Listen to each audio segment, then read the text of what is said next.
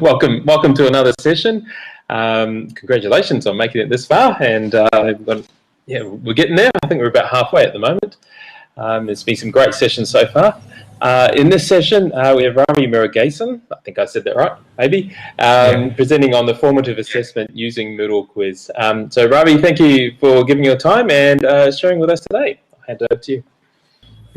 All right, thank you, Shane. Thank you for everyone who's here for opting to hear what I have to say. I know there's just a lot of sessions and it's hard to choose.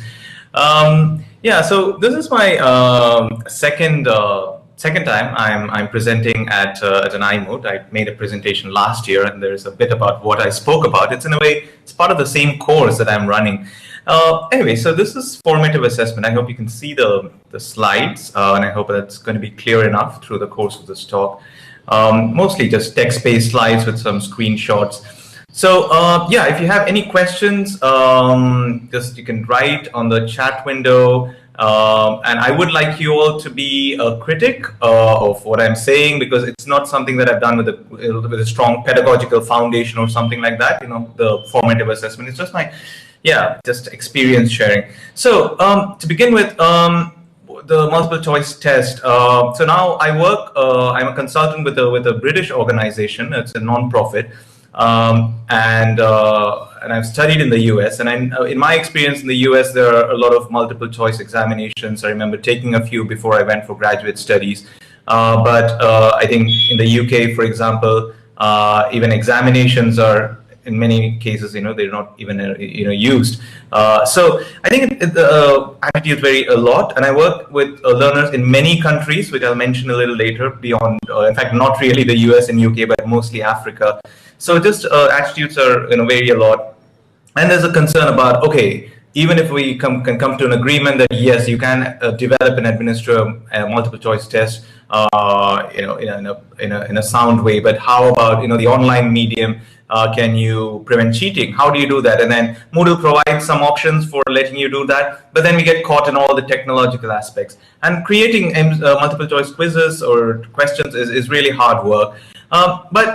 So this is all the standard sort of the initial attitudes or thoughts I feel.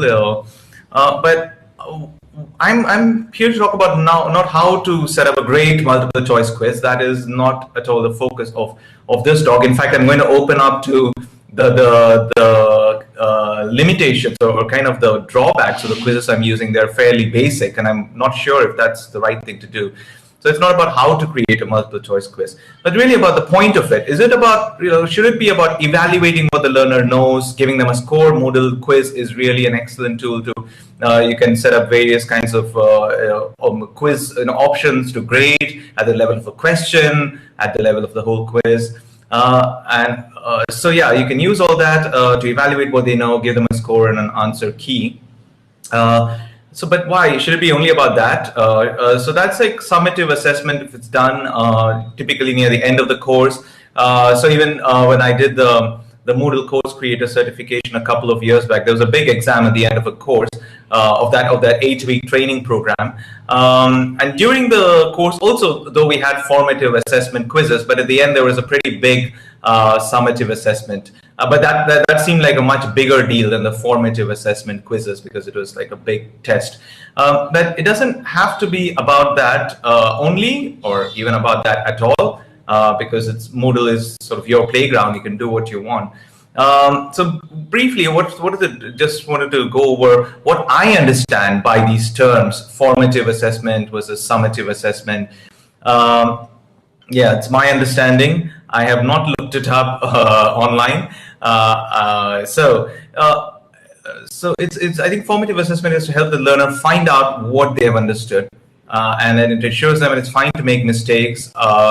It doesn't penalize them for making mistakes, at least at the outset. They get a lot of chances to get things right, some feedback, and it results in something that they can build upon to further their understanding.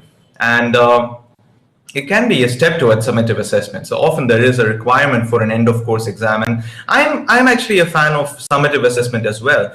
Even the MCCC exam, well, that is the most recent summative assessment. I'm more of a teacher than a learner these days. It really felt like a solid thing, solid way to wrap up the course. But I think all the formative assessment pieces helped along the way. And summative assessment is something that I think is when you hear assessment, I think a lot of people think of summative assessment. It's often to help the teacher find out what the learner has understood, even if it's to help the learner find out. But do they get a chance to do it again? And are they penalized in any way if they've not done it well the first time? And how much are they penalized, or things like that? And there's an expectation of good performance. You've got to pass it. You get maybe 1 attempt, maybe 2 attempts, or 3 attempts. And you're really supposed to perform well. That is expectation at the outset, so the learners know it. And then you get you get data that you can use to report on the course as a teacher, give grades. So I think that's what I understand of formative and summative assessment. So now, if you have any thoughts on this, you can just type what you think in the chat window, and maybe if it's a question, we can look at it, or even during the talk or later. So about the course that I teach, I don't work at a university, I don't work at a school, so I know that probably a lot of Moodlers work in these two contexts. I work in neither. I work for a non-profit based in the UK. I'm based in India, by the way. Maybe I should have mentioned that I've dialed in from Pondicherry in India. So I'm a consultant, and I work in the Author-Aid project, which is a project that supports developing country researchers. And I went to that with a background in teaching scientific writing and also some experience in Moodle, and I've built on both over time. I've developed and facilitated a course on scientific research writing, which is how to write a scientific paper for publication in a journal. And after we offered it as a small course many times, like 30 to 50 participants, and the demand has just increased dramatically because a lot of so many researchers around the world have to publish. It's sort of publish or perish, both in developed countries and developing countries. So we have started offering it as a MOOC. Also, we've built up our own confidence in doing this. And in this course, there's content, which I've created using EXE Learning, which is an authoring tool, e-learning authoring tool. It is open source. So those of you, if you've not heard it, you can search for it. You can download it. It's actually pretty easy to use. And the reason I use this, in fact, this is in the earlier version of this course, I used Moodle Lesson. But we moved to this because there were some requirements in the organization that we had to look into ways to give the course content in standalone ways and not only fixed to Moodle. So that was an organizational requirement. So I moved to EXE Learning, which gives these HTML or SCORM outputs, which you can use even outside Moodle. So yeah, that's the reason I use it. And there are 5 sections spread over 5 weeks. And then each section is fairly, there's a certain format. There is some lessons, a check your understanding quiz, and there are also a couple of peer assessment activities in the course. And that's also been a very interesting experience to set up and run these activities using the Moodle workshop tool. And I gave a talk about this last year. So if you're, so it's something you can look up if you're so inclined to. So this is what the course is about. There aren't a lot of other things, mainly because we now have started offering it as a MOOC, and we have very limited capacity to address individual participants, outputs or their work, what they have done. But we do have a lot of discussion forums naturally, so that's the sort of lifeblood of the course. But mostly about these lessons, the content, the quiz, the weekly quiz, and some peer assessment activities. So yeah, that's about the course I teach. And the learner profile, now this is the challenging thing. The learner profile we have is extremely broad, and maybe that is a bad thing, but so as I mentioned earlier, it's not a university I work for, it's not a school, it's a non-profit called INASP. that runs the Authorate project. We don't. The course is not accredited. It is just an INASP course, and INASP has a name in certain sectors, especially Authorate. So people come to our course because they know of our brand, but the course is not accredited. There is no, So. And part of another outcome of that is we can accept any kind of learner. Now it's a MOOC. So yeah, there's an overview of what kind of learners we have. They are practicing or aspiring researchers in any field, and they are predominantly based in developing countries. They've come from a lot of countries. They usually hold a bachelor's degree, but some may have studied the degree in French or in Spanish, and maybe working in those languages. Although I think most people do have an English, a background in English, studying in English at the university level. So they have limited experience with online courses. And another thing is huge differences in language skills, writing, reading. And although we like to say we support researchers, I think what I've learned over time is many people are not yet researchers. They want to become researchers. They are even in a PhD program, or sometimes even early career faculty who have not done any substantial research yet in a developing country. So and another problem is that because this is a hot topic, researchers around the world need to write and publish. They are given promotions or increments based on what their publications.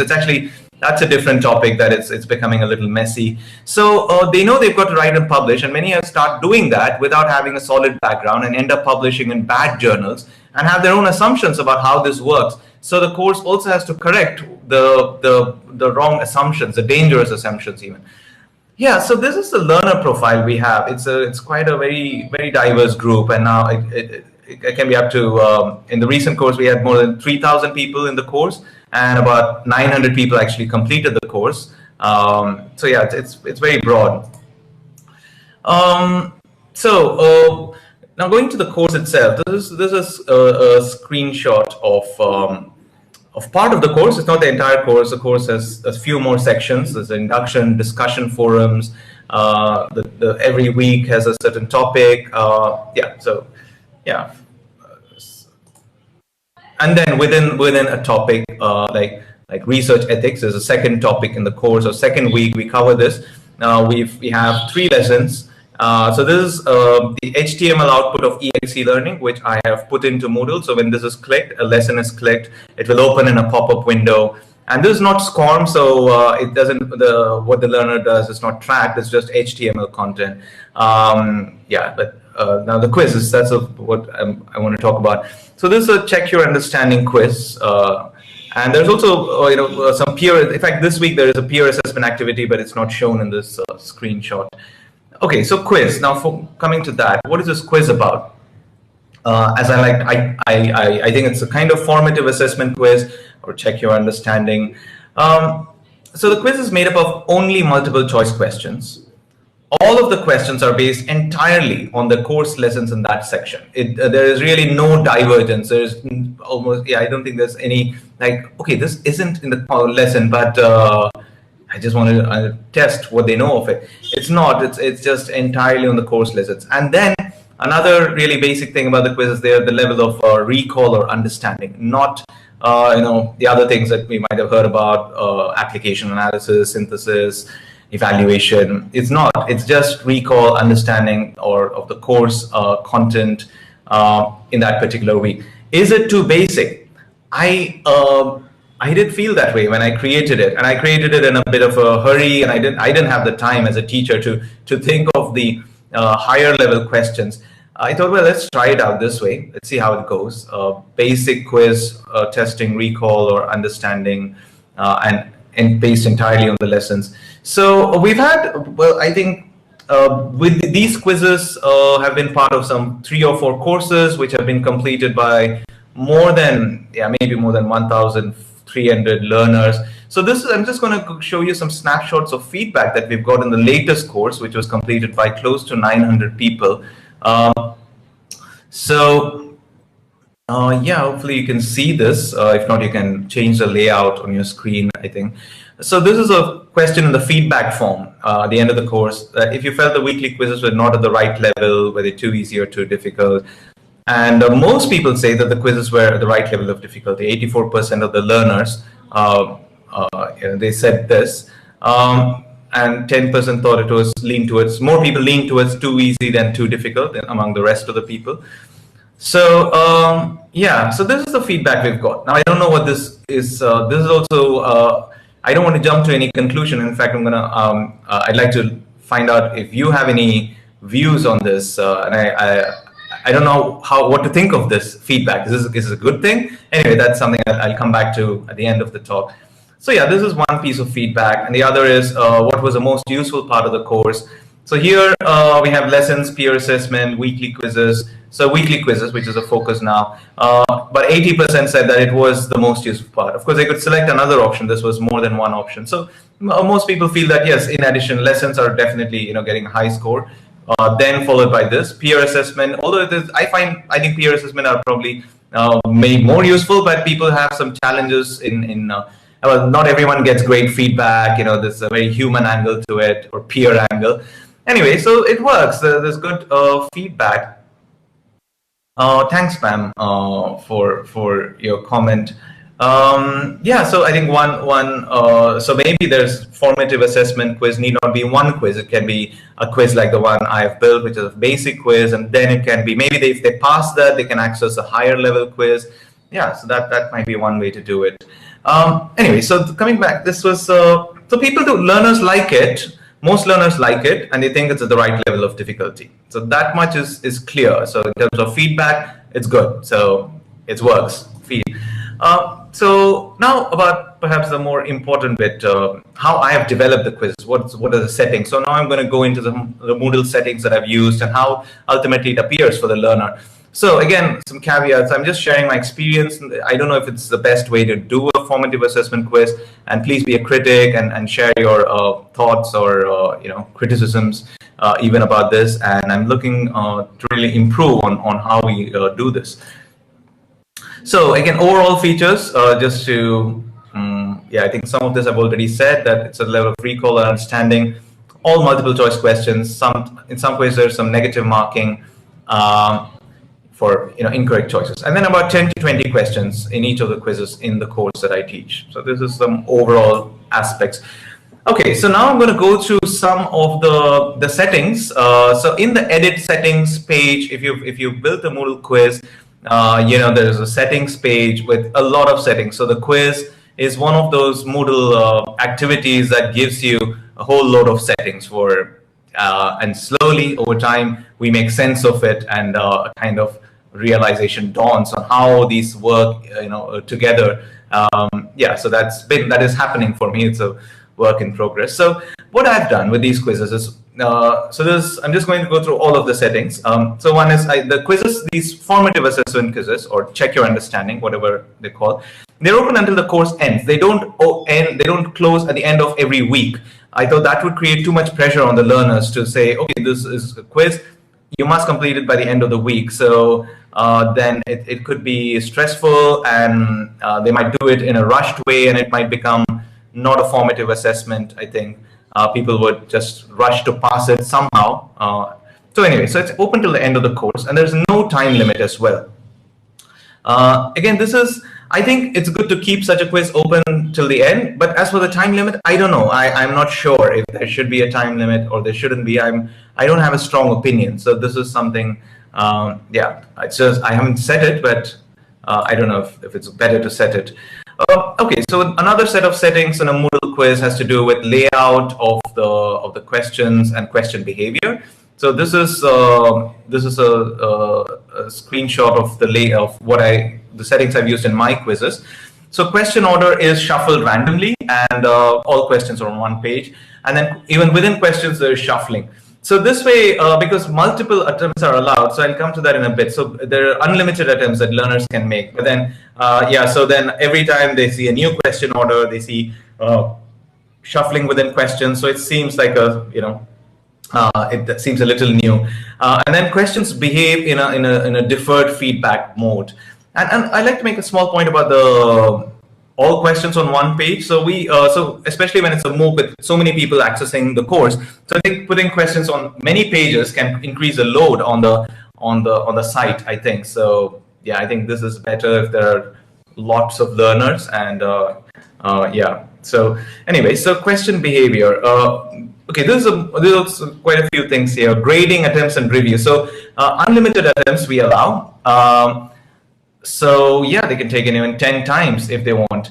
They also need to pass the quiz. Now that I'll come to after this slide. So unlimited attempts, and the grading method is highest grade. So the highest grade they obtain will be recorded in the grade book. So even if they, if they get 90% and then make another attempt and get 80%, the 90% will be the one that's recorded.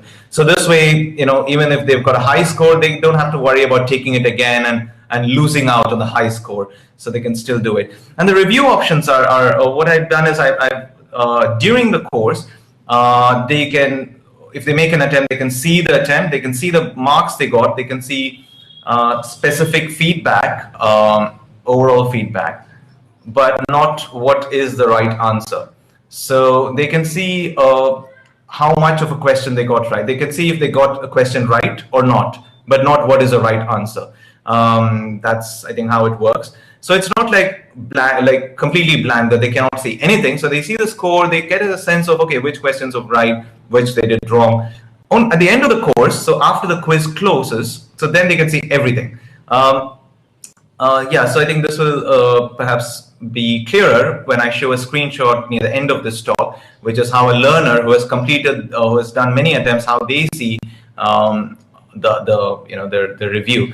Yeah, so this is how I've set up the grading attempts review section of the quiz settings. Passing score. So I've set a grade of 80% to pass, and wasn't sure should be higher or lower, but I thought, okay, 80% sounds reasonable. So this is in the category. So I use Moodle 2.6, so I have to go deep inside the categories and items settings in the grade book to make this, to put this setting. But I think in recent Moodle versions, the passing grade is right in the quiz settings page. So I've put it as 80% or 8 out of 10. So, and then finally, overall feedback with grade boundaries. So this is also in the quiz settings page. So I want them to see two kinds of feedback. If they get less than 80%, that means they've not passed it, and then they get feedback. So here, if you maximize, there's a lot of text in this. If you maximize the middle window, you might be able to read it better. So when they get 80%, so then below 80%, so they get a message saying you've not passed the quiz. You need to get a score of at least 80% to pass, and some more kind of encouraging feedback on, take the quiz again and all that. If they get more than 80%, then they get a message saying you've passed the quiz, and the answer key will be available at the end of the course. So this is the overall feedback, which is near the end of the quiz settings page. So this is the kind of the assortment of settings that I have used to create a check your understanding quiz for formative assessment. Okay, so what happens for the learner? So this is an example of a real learner's attempts on one of these quizzes. Let me try to maximize. Okay, now I'm going to try to apply this layout, the layout I see, to everyone. Hopefully you won't mind, just so you can all see it somewhat maximized. Okay, so so this is a real learner. This was a course last October, November.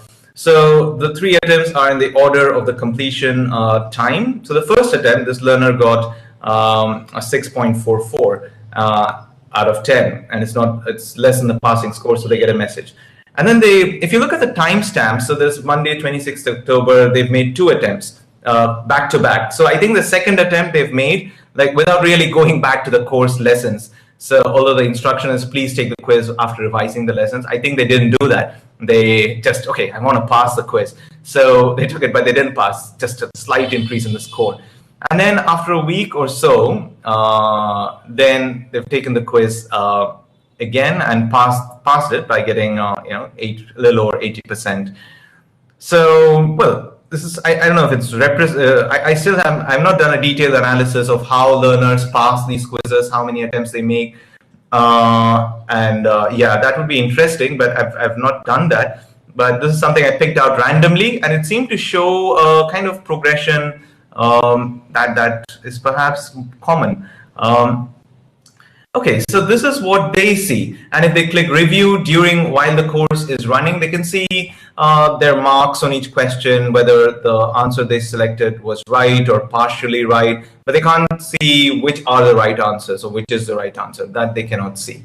And of course, you can make it even more restricted. You can make them see only the score, but not even or not the score, not whether they got a right answer. Yeah. So you can do many things, and it can get a little confusing also. So this is something I've kind of arrived at after some trial and error of different review settings. So this is something it seems to work for me, and you can try it out yourself, the different settings, review options. So anyway, so this is how the learner sees it. So they get yeah, so this person has passed the quiz, and you know, when a Moodle quiz is, when the learner passes it, they get a green check mark on the course homepage, and if they failed it, they get a red X mark. So all that would have been happening when they took the first time, the second time, the red X mark would have appeared, and then after they passed it, the green check mark would have appeared. So yes, that's okay. That's an overview of the settings and how it works. So I'd like to end now. I think, yeah, it's nearly half an hour since I started. So I think, yeah, I'd like to end with some questions for you. Well, it's mainly for me. These are questions that I think about, but I thought I'll give them to you in case you have anything interesting to say. So what is the right level of difficulty for a formative assessment quiz? And now I've mentioned that we get good feedback for the quizzes in this course, but is it a good thing that the learners say that the quizzes are a right level of difficulty, or does this hide a truth, a different truth, a darker truth, that maybe it is actually very easy, but learners are, they think that I have passed it, therefore I have met the challenge of passing it, when in fact it is very easy to begin with. Maybe they don't want to say, yeah, it was too easy or something like that. Then anyway, I don't know. Maybe that's a question to ask, but our feedback form is already very long. Okay, so another question I think about is, it's only recall and understanding or basics, as Pam mentioned. But what about the higher level things? And then would that, if we build in higher or level questions, would learners find the quizzes overly challenging? Already, I know for a fact that most of them make more than one attempt to pass the existing quiz, which I was actually a little surprised by when I saw it the first time, because I thought it made really easy quizzes, but it turns out they do. Well, many people make more than one attempt to pass it, or most, Anyway, these are things I think about as I try to improve on these quizzes. And if you have any views, yeah, I think we are. Yeah, I think we've got some comments. Yeah, from Shane and Pam. Yeah, so yeah, Shane says it depends on the learners. Is it their goal to simply finish the assessment on the learn? So that's a kind of yeah. Well, okay, so they have to pass these quizzes to complete the course to get a certificate. So yeah, maybe they do want to just finish the assessment and pass it. Although it is formative assessment, they get a lot of flexibility in unlimited attempts and not being, even if they get a 0 the first time, they're not going to be graded for that. They just need to get a passing score. So yeah, maybe they are geared towards, so what if we make the completion of the quizzes, de-link it from course completion? That might be interesting. So then they might be more inclined to learn than to simply finish the assessment. So okay, maybe something to think about. Pam's comment is reading comprehensive memory at this stage. Okay, yeah, okay. So if I think and Kenneth says I think so. Yeah, I'm happy to hear that, because I am also living in the same world. So in the world I live in, it's the same thing. So although the funny thing is, these are researchers or aspiring researchers, and really most of them have a bachelor's degree. Some have PhDs. But I've met a lot of them face to face as well. I travel to Africa now and then to conduct workshops. Yeah, so I find that it's a bit, can't take anything for granted, that many are very bad at reading, especially online reading. Maybe they read a textbook well, but online their eyes are darting all over the place. They're not paying attention. Yeah, so I think whether it's a younger learner or an older, very qualified learner, so reading. Yeah, so okay, so good to hear that Pam and Kenneth are in a similar, and you agree that this perhaps right, at least it should be there at this level is important. Yeah, Andy's comment is that it's fairness is important.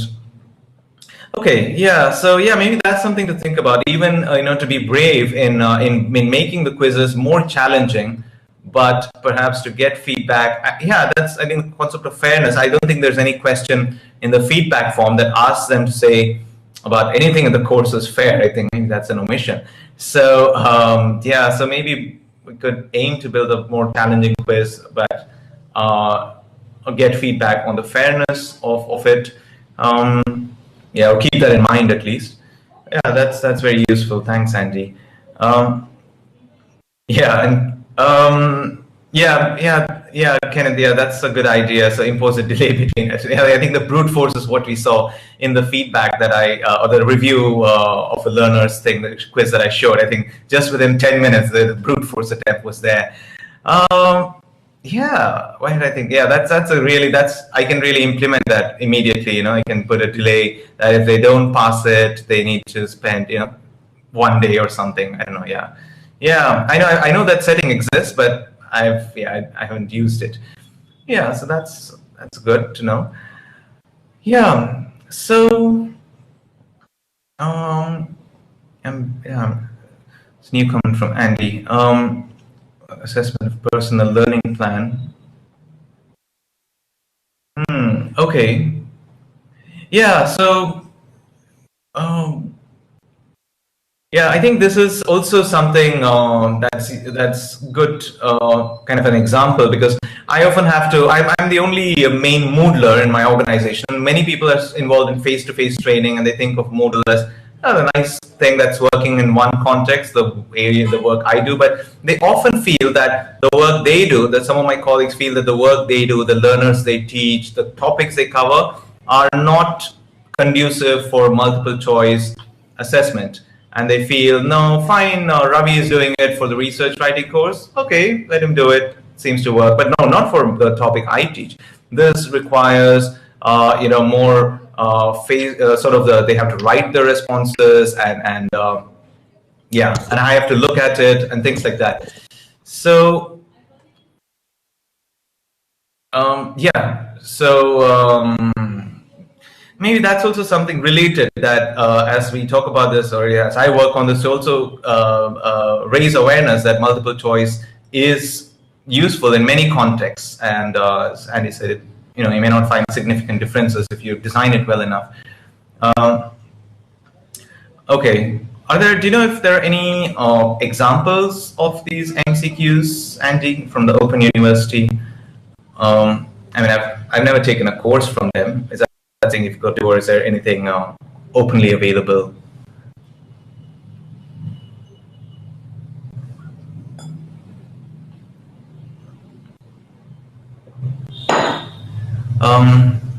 Okay.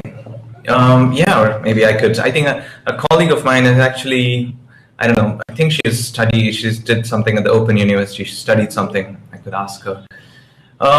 Yeah, so, but yet, yeah, maybe it's part of the, yeah, that I do think the quiz is a wonderful tool, and that can be used in not just for testing some, what people might think of as lower order topics, but really some of the higher order things as well. Okay, Tim Hunt, yeah, I've come across his name, of course. Okay, thanks. Well, yeah, I don't have much to add. Thank you all for the excellent comments. I think, yeah, I think I'll keep all this in mind. And of course, if you have not, you can write out if you have any ideas on how to do formative assessment.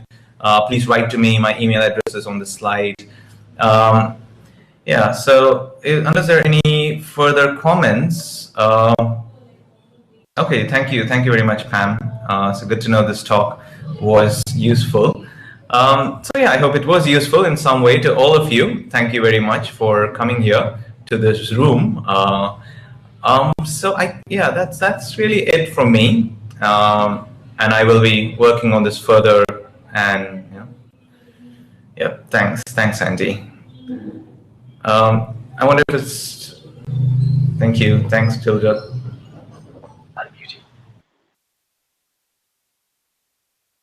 Hi, Ravi. Shane here. Yeah, I just wanted to jump in and say, on behalf of the iMoot team, thank you very much for presenting and for some thought-provoking questions in there. I think generated a lot of discussion, and it's part of the aim of the iMoot is to challenge people and to make them think, and so certainly achieved that. So thank you for your time and for presenting again at the iMoot. And to everyone, I hope you enjoyed the session and the upcoming sessions that still have to come. all right, thank you.